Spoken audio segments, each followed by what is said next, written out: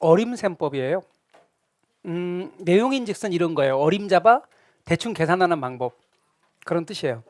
어림잡아 대충 계산하는 방법, 어림셈법을 그래서 경험셈법이라고 하기도 해요. 근데 거기에 승수법하고 수익률법이라는 게 있어요. 그러면서 승수법과 수익률법은 그게 뭘 의미하는지 이야기를 해볼게요. 자, 먼저 승수법이에요. 그러면 승수법에서 승수가 뭔지부터 이야기를 해보자고요.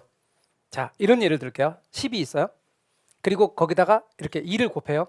그럼 20이 돼요. 그렇죠? 20은 10의 몇 배예요? 2배. 몇 배인가를 나타내는 수가 승수예요. 쉽게 말하면 10의 2가 승해지자 20이 된 거예요. 저 승하는 수, 곱하는 수예요. 그래서 승수는 몇 배인가를 나타낸다. 몇 배인가를 나타내는 수를 말한다. 그럼 만약에 저게 승수라고 한다면 예를 들면 10이 수익이고 소득이라고 가정해봐요. 그리고 여기에 승수, 2가 승수니까 그러면 20은 뭐가 되느냐? 투자액이에요. 그럼 투자액은 소득액 내지는 수익의 몇 배냐? 투자액은 수익의 몇 배인가를 나타내는 게 승수예요. 또 다른 의미에서 이야기로 갑시다. 저게 2천만 원이라 합시다. 그리고 여기가 네모입니다. 여기가 1억입니다. 그럼 저기에 들어갈 숫자는 뭐예요? 5입니다. 5. 그러니까 이런 의미예요. 1억 원을 투자했어요. 근데 매년 2천만 원의 수익이 생겨요. 그럼 투자액 1억 원을 다 회수하는 데까지 걸리는 기간은 몇 년 걸려요? 5년 걸린다고요. 그래서 여러분 회수 기간은 또 어떤 의미가 있냐면 투자한 돈을 회수하는 데 걸리는 기간, 회수 기간의 의미가 있어요. 그러니까 여러분 회수 기간은 투자한 돈을 회수하는 데 걸리는 기간이고 다른 말로 자본 회수 기간이라고도 하는데 질문합시다. 회수 기간은 긴 게 유리해요? 짧은 게 유리해요? 그래서 승수는 작을수록 유리해요. 그리고 회수 기간이 뭘 의미하냐면 자본 회수 기간이고 의미가 뭐냐면 투자한 돈을 회수하는 데 걸리는 기간이에요. 투자한 돈을 회수하는 데 걸리는 기간. 자, 그 다음에 여러분 제가 승수를 이런 식으로 말해 볼게요. 여기에 있는 식에 여기 있는 식 요거 보세요. 승수는 수익분의 투자액 맞죠? 수익분의 투자액입니다. 그게 승수예요. 근데 말이죠, 제가 분수로 되어 있는 개념들은 되게 분자값 이름을 따라 명칭을 붙인다 했어요. 분모값 따라 명칭을 붙인다 했어요. 분자값. 그래서 아까도 제가 이렇게 했어요. 투자액 분의 분자가 수익. 그리고 거기다 곱하기 100을 하면 율이 된다 그랬고 분자값을 읽으라 그랬죠? 수익률. 그랬죠? 근데요, 대부분의 분수로 된 개념들은 이렇게 분자값의 명칭을 따라 붙이는 것이 원칙이지만 안 그런 것도 있어요. 그 안 그런 것의 대표적인 예, 분모값의 명칭을 따라가는 대표적인 예가 승수예요. 그래서 분수는 대개 분자의 명칭을 따르지만 승수만큼은 분모의 명칭을 따른다고요. 그게 뭘 말하는 건지 한번 이야기해 볼게요. 잘 한번 봐주세요. 제가 여기다가 총소득을 둘게요. 그러면 짝을 맞춰봐요. 여기 투자액이 뭐게요? 이런 거 적지 마요. 부탁이에요. 책에 없는 것들 적지 마. 시험 나오지도 않아요. 다시 한번 말해 볼게요. 여기 뭐예요? 총투자액. 그러면 여러분은 이렇게 말하세요. 끝은 승수야. 그리고 분모의 명칭을 따라 승수 붙이세요. 총소득 승수예요. 그러니까 앞으로 총소득 승수가 뭔가요? 그렇게 말하면 그리고 이렇게 힌트를 줘요. 총소득 승수는 어떻게 되나요? 힌트는 얘가 분모예요. 그렇게 물어본다고. 그러면 얘가 뭔가요? 그러면 총소득. 그리고 짝이 뭔가요? 총투자액. 공식 외울 필요 없잖아. 자, 연습 한번 더 합니다. 잘 보세요. 여기가 세전연금 흐름이네. 짝이 뭐예요? 무슨 투자액? 지분 투자액. 그리고 분모 명칭 따라 승수 붙이세요. 세전연금 흐름 승수입니다. 됐나요? 그러니까 만약에 여러분 어떤 A 승수라는 게 있다고 치면 분자는 무슨 투자액이 나올 거고 아마 총투자액 아니면 지분 투자액이 나올 건데 분모는 뭐게요? A야, A야. 아시겠죠? 그렇게 가면 된다. 그리고 승수는 의미가 뭐냐면 투자한 돈을 회수하는 데 걸리는 기간을 의미한다. 그래서 승수는 작을수록 유리하다. 그리고 승수를 붙이는 원리도 말씀드렸습니다. 자, 잘 됐고요. 그 다음 수익률로 갈게요. 다시 또 수익률에 대해서 이야기할까요? 아까 제가 이렇게 하면서 여기에 숫자가 뭐였죠? 5. 그리고 그게 뭐였죠? 승수였죠. 근데 저 위치를 바꿔 놔볼게요. 1억을 이쪽으로 가고 2천을 이쪽으로 가도록 위치를 바꿔 놔볼게요. 이렇게. 그러면 저기에 들어갈 숫자는 5분의 1이죠. 그리고 5분의 1을 제가 곱하기 100 해서 100분율로 표시하면 20%죠. 5분의 1 곱하기 100 하면 20%죠. 말하자면 그게 수익률입니다. 그리고 승수하고 수익률은 무슨 관계죠? 역수관계입니다. 그래서 승수는 수익률하고 서로 역수관계입니다. 그러면 승수가 작을수록 유리하다면 그냥 봐도 수익률은 클수록 유리한 겁니다. 그리고요, 승수와 수익률은 역수관계인데 이 식의 위치를 제가 요게 투자액이고 거기다 수익률을 곱한 것이 수익이라면, 그렇죠? 그러면 수익률은 뭐분의 뭐예요? 투자액분의 수익인 거죠. 우리가 아까 내내 이야기했던 것처럼. 그러면 대안이고 요게 분모고 요게 분자였습니다. 그러니까 여러분 수익률은 투자액분의 수익이고 곱하기 100을 해주면 되죠. 그러니까 투자액이 1억 원이고 수익이 2천만 원이고 곱하기 100을 해주면 20%가 수익률이며 클수록 유리하다. 맞아요? 틀려요? 맞죠? 그래서 여러분 수익률의 의미도 알아두십시오. 승수의 의미도 알아두시고 수익률의 의미도 알아두시고. 그러면 승수의 종류가 뭐뭐가 있고 수익률의 종류가 뭐뭐 있는지 이거는 이론 강의 때 가서 하기로 하고 여기서는 기초 개념만 잘 알아두시면 돼요. 별거 아니에요. 승수는 투자한 돈 회수하는 데 걸리는 기간인 회수기간이에요. 그러니까 길수록 유리, 짧을수록 유리, 짧을수록 유리하니까 승수는 작을수록 유리한 거예요. 근데 수익률은 투자한 돈에 대한 수익의 비율을 넣어서 당연히 클수록 유리한 거예요. 지극히 당연한 이야기입니다. 됐죠? 그 다음 비율 분석법으로 건너갑니다. 에듀윌 유료 회원만의 특별한 서비스.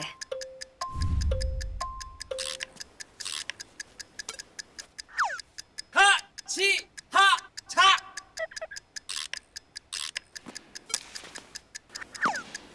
하치하차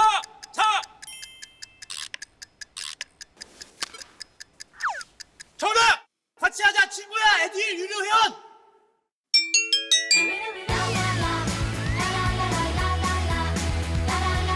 친구 소개하고 현금 받는 혜택. 오직 에듀윌 유료 회원에게만. 에듀윌. 말 그대로 비율이에요.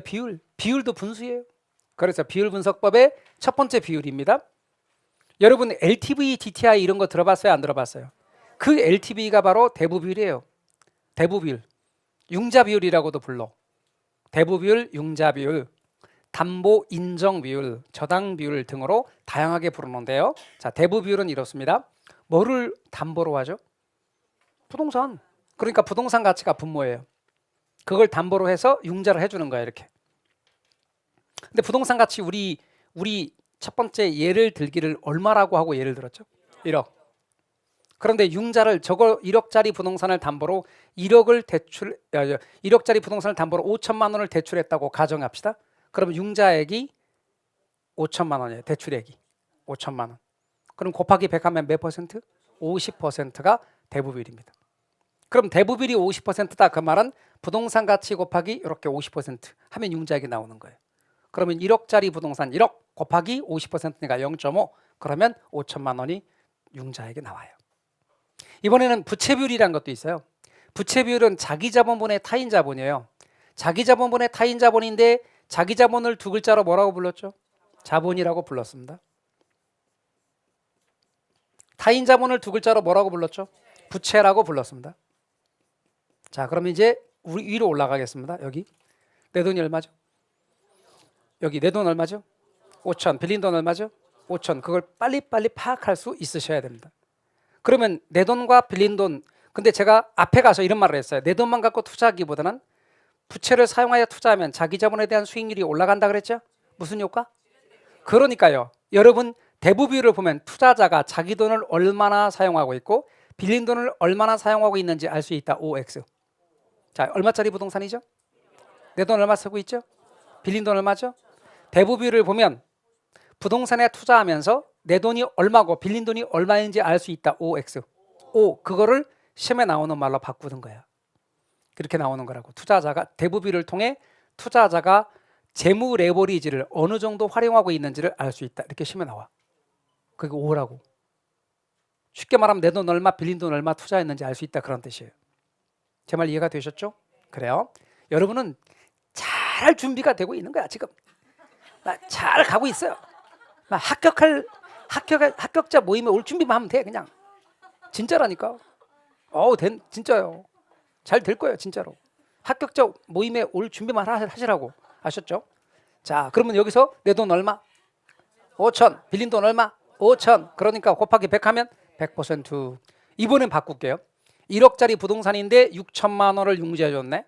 1억짜리 부동산이고 6천만 원입니다. 그러면 대부 비율은 60%죠. 그럼 내 돈이 얼마?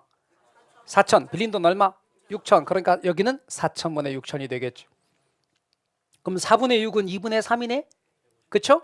2분의 3은 1.5잖아요. 그리고 거기다 곱하기 100하면 150%가 되는 거지. 그러니까 대부 비율이 약간 올라가면 부채 비율은 아주 많이 올라가는 거 알 수 있죠. 말뜻 이해가 되시나요? 그 다음 대부 비율을 알면 부채 비율도 구할 수 있다. 맞아, 틀려? 맞죠. 그래서 대부 비율을 구하면 부채 비율도 구할 수 있게 되는 거예요. 이렇게 대부 비율과 부채 비율의 뜻을 알아두시면 좋겠습니다. 자, 그 다음 부채 감당률이라는 게 있어요. DCR, DTI가 아니고 DCR이라는 게 있어요. 자, 그러면 여러분 부채 감당률이네요. 부채 감당률은 뭐냐? 여러분 아까 우리 요렇게 하면서 요 부동산 뭐라고 했죠? 예, 투자성 부동산 또는 수익성 부동산. 그런데 무슨 용과 무슨 용이 있다 했죠? 임대용과 기업용이 있다 그랬죠? 기업용 부동산은 무슨 용이 있죠? 상업용이나 공업용 부동산이 있죠. 상업용 부동산 대표적인 게 상가거든요. 그러면 상업용 부동산이라고 가정을 하잔 말이에요. 상가라고. 그러면 상가 같은 경우에서는 뭐가 발생할 수 있냐면 순영업소득이 발생할 수 있겠죠. 그러면 그 순영업소득이 여러분 요걸 갖고 상가를 기준으로 대출을 받았거든. 그러면 상가를 담보로 해서 대출을 받았기 때문에 따라서 여기에 얼마만큼 나오는 수익이 있냐 이걸 갖고 그 부채를 감당해야 되거든요. 그러니까 순영업소득이 부채를 감당할 수 있느냐를 나타내는 거예요. 그럼 부채 서비스액이 뭐라고 그랬죠 여러분? 뭐 더하기 뭐? 원금 더하기 이자. 그럼 이번 달에 갚아야 될 원금과 이자를 이번 달에 순영업소득으로 감당할 수 있느냐 그 뜻이에요. 이번 달에 번 돈으로 이번에 갚아야 될 원금과 이자를 감당할 수 있느냐? 쉽게 말하면 순영업소득은 부채 서비스액의 몇 배냐를 나타내는 거라고요. 해볼까요? 자, 부채 서비스액이 1,000원이래. 근데 순영업소득이 1,200원이래. 그러면 순영업소득이 부채 서비스액을 말하자면 원금 이자를 갚을 수 있어 없어? 갚고 남잖아. 그러면 이 값이 얼마예요? 1.2. 그러면 순영업소득이 부채 서비스액의 몇 배란 얘기예요? 1.2배. 1보다 크면 순영업소득이 부채를 감당하고 남는다. 부채 할부금 또는 부채 서비스액 또는 앞으로 갚아야 될 원리금 상환액을 감당할 수 있다. 그런 뜻이라고요. 근데 만약에 요러면 부채 서비스액은 1,000만 원이에요. 부채 할부금이라고도 좀 괜찮고 또 원리금 상환액이라도 괜찮아요. 그게 1,000원이에요. 1,000원. 그런데 순영업소득이 800원이래. 그럼 이러면 감당할 수 있어 없어? 200원 모자라네? 그럼 딴 데서 충당해야 돼. 이게 0.8이죠? 그러면 순영업소득은 부채 서비스액이 몇 배냐? 그러면 0.8배. 이러면 순영업소득이 부채 서비스액을 감당 못해요. 그러면 여러분 순영업소득이 부채 서비스액을 감당하려면 부채 감당률이 뭐보다 커야 돼? 1보다 커야 돼. 그러면 여러분 대출기관은 또는 금융기관은 돈을 빌려주면서 돈을 빌려가는 쪽이 내 돈을 빌려가는 차입자가 부채 감당률이 1보다 크길 바래 작길 바래? 커야 내 돈 갚지. 그래서 여러분 돈을 빌려가는 차입자의 부채 감당률이 1보다 크기 바란다 그 말입니다. 그래서 여러분 부채 감당률이 1보다 작다는 것은 순영업소득이 부채 서비스액을 감당하기에 부족하다는 뜻이고 1보다 크다는 뜻은 부채 서비스액이 순영업소득이 부채 서비스액을 감당하고 남는다는 뜻이다. 말뜻 이해가 되셨나요? 이런 비율을 해석할 수 있어야 돼.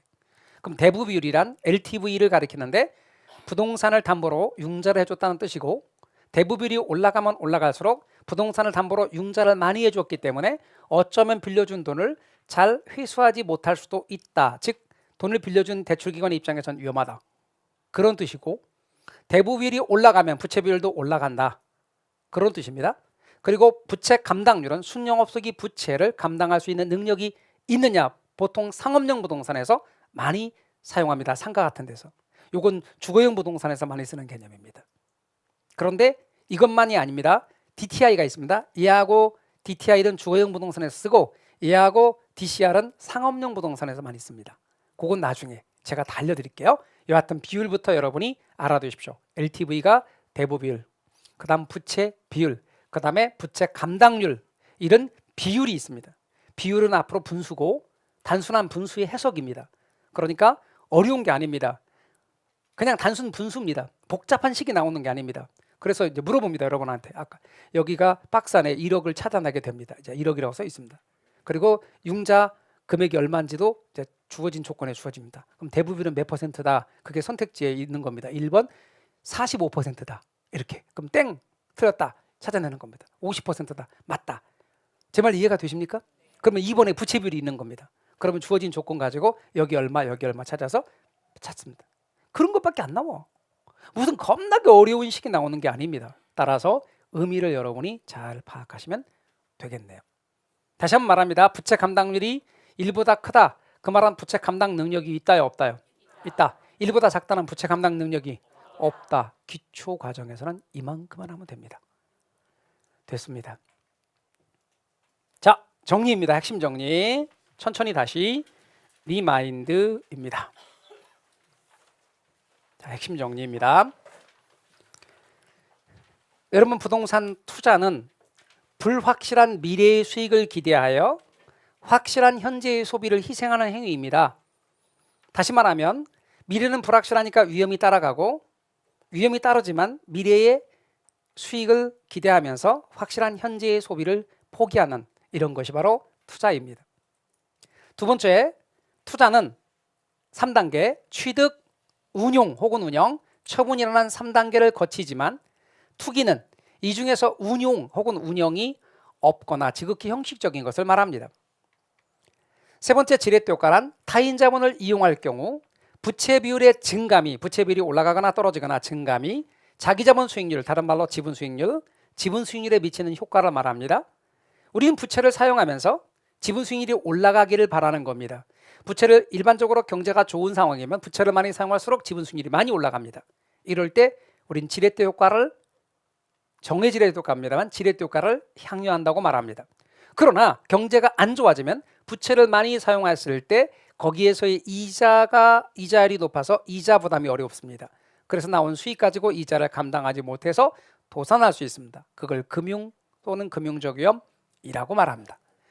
네 번째 기대 수익률은 각 경제 상황별 추정 수익률, 호황일 때 추정 수익률, 즉 예상 수익률과 불황일 때 추정 수익률, 이 경제 상황별 추정 수익률에다가 그러한 경제 상황이 발생할 확률, 호황이 될 확률 40%, 불황이 될 확률 60% 각각의 발생 확률을 곱해서 이름을 모두 합하는 가중평균을 통해서 구합니다.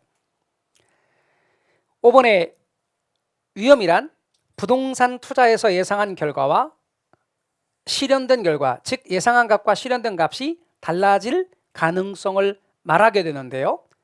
분산 또는 표준 편차에 의해서 투자 위험의 크기를 측정할 수 있습니다.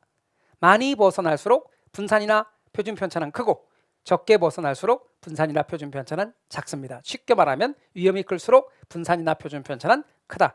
위험이 작을수록 분산이나 표준 편차는 작다라고 할 수 있겠습니다. 6번에 분산이나 표준 편차 값이 클수록 그래서 변동성이 심하므로 위험이 크고 분산이나 표준 편차 값이 작을수록 위험이 작다고 볼 수 있네요. 7번의 부동산 투자의 위험 5가지를 이야기했습니다. 4가 사업상 위험, 금융 위험, 그 다음에 법적 위험, 인플레이션 위험, 유동성 위험 등이 있습니다. 8의 사업상의 위험 중에 시장 위험은 부동산의 수요와 공급의 변동, 경기 변동, 인플레이션, 이자율의 변화 등과 같은 시장 상황의 변동으로 야기되는 위험을 말합니다. 9. 유동성 위험은 투자 부동산을 현금으로 전환하는 과정에서 발생하는 시장 가치의 손실 가능성을 의미합니다. 한마디로 쉽게 말하면 돈이 묶이는 위험을 유동성 위험이라 하는데 금융기관이 대출을 고정금리로 융자기간 10년 이렇게 대출하면 10년 동안 돈이 묶이는 게 기본이고 거기에도 유동성 위험이라는 게 따라옵니다. 부동산을 샀을 때 부동산을 현금화하지 못해서 오는 손실 가능성도 유동성 위험의 범위에 속합니다. 돈이 묶이는 위험이라 하겠습니다. 10번의 요구 수익률은 투자에 대한 위험이 주어졌을 때 투자자가 대상 부동산에 투자를 결정하기 위해서 보장돼야 될 최소한의 수익률입니다. 그런 의미에서 투자의 기회비용인 것입니다. 이게 기준이 됩니다. 이거보다 크면 투자하고 수익률이 이거보다 작으면 투자하지 않습니다. 그때 수익률은 기대 수익률입니다. 11의 위험을 전혀 감수하지 않을 경우 투자자가 얻을 수 있는 수익률은 무위험률밖에 없습니다. 무위험률 한 가지만으로 구성되어 있는 건 위험이 전혀 없는 상황일 때 그런 거죠. 그 다음 12의 위험이 큰 투자 대상일수록 투자자들은 높은 위험에 대한 대가를 요구하게 되므로 요구 수익률도 커집니다. 위험이 커지면 그만큼 요구하는 수익률도 커집니다. 위험과 요구 수익률은 무슨 관계? 비례관계에 있다는 것이죠. 그 다음 13회 위험이 커지면 부동산의 투자 가치는 위험이 커지면 요구 수익률이 커지지만 그러나 투자 가치는 하락하기 때문에 위험과 부동산의 투자 가치는 반비례 관계에 있습니다. 절대로 혼동하지 말아야 될 게 위험과 요구 수익률은 비례 관계, 위험과 투자 가치는 반비례 관계, 이 두 개를 혼동하지 않으셔야만 합니다. 14회 포트폴리오 이론은 투자 시 여러 종목의 핵심 분산 투자함으로써 위험을 분산시켜서 안정된 수익을 얻으려는 자산 투자 이론입니다. 15의 포트폴리오 위험 중에 체계적 위험은 전체 시장에 영향을 미치는 위험입니다. 이건 줄여놨어요. 제가 좀 모든 부동산에 영향을 주는 피할 수 없는 위험을 체계적 위험이라고 합니다. 시장 상황의 변동에서 오는 위험이라든가 이런 것들이 전부 다 여기에 속합니다. 그 다음에 16의 포트폴리오 위험 중에 비체계적 위험은 어느 특정 개별 자산에 국한하여 영향을 미치는 위험으로서 얘는 투자 대상을 다양화해서 분산 투자함으로써 해결할 수 있는 피할 수 있는 위험입니다. 17회 포트폴리오를 구성하는 투자 자산 종목의 수를 늘릴수록 무슨 위험이 줄어든다고요? 비체계적 위험이 감소되어 포트폴리오 전체 위험도 감소됩니다.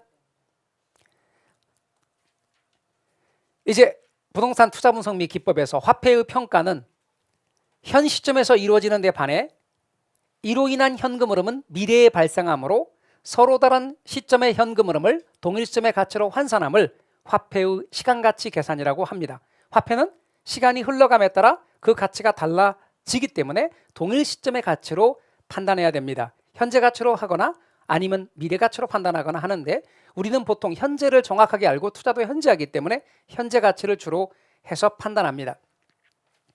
두 번째, 화폐의 시간 가치를 계산하는 공식에서는 원금에 대한 이자뿐 아니라 이자에 대한 이자도 함께 계산하는 복리 방식을 채택한다는 것 잊지 마십시오. 세 번째, 현금 흐름의 측정에서 예상 수익의 측정은 내용연수 전 기간 동안 측정하는 게 아니고 내 거일 동안 취득에서부터 운영 처분까지 내 거인 동안 예상 보유 기간 동안만 측정한다는 걸 잊지 마십시오. 네 번째, 현금 흐름의 측정은 운영 단계 때 영업의 현금 흐름과 처분 단계 때 지분 복귀액의 계산이 있다는 것 알아두십시오. 5번의 영업의 현금 흐름 계산이란 투자 대상 부동산의 운영 혹은 영업으로 인해 연간 발생하는 예상된 현금 유입과 현금 유출을 측정하는 것을 말합니다. 운영 단계의 수입이라는 것 알아두십시오. 6번의 가능총소득은 연간 예상 임대료에다가 임대 단위수를 곱한 것으로 투자한 부동산에서 얻을 수 있는 최대한의 수입을 의미합니다. 가능총소득, 이론적 총소득입니다. 100% 임대가 됐을 때 수입이고, 7번째 공실 및 불량부채는 공실 및 불량부채에 대한 충당금으로 공실이나 임대료 회수가 불가능한 금액으로 인해 발생하는 손실액을 의미하기 때문에 공실 및 대손 충당금이라고 부르기도 합니다. 8번째 유효 총소득은 가능 총소득에서 공실 및 대손 충당금을 빼는 겁니다. 그 대신 기타 소득은 더하는 겁니다. 공 차감한다. 공은 차. 그리고 기는 더합니다.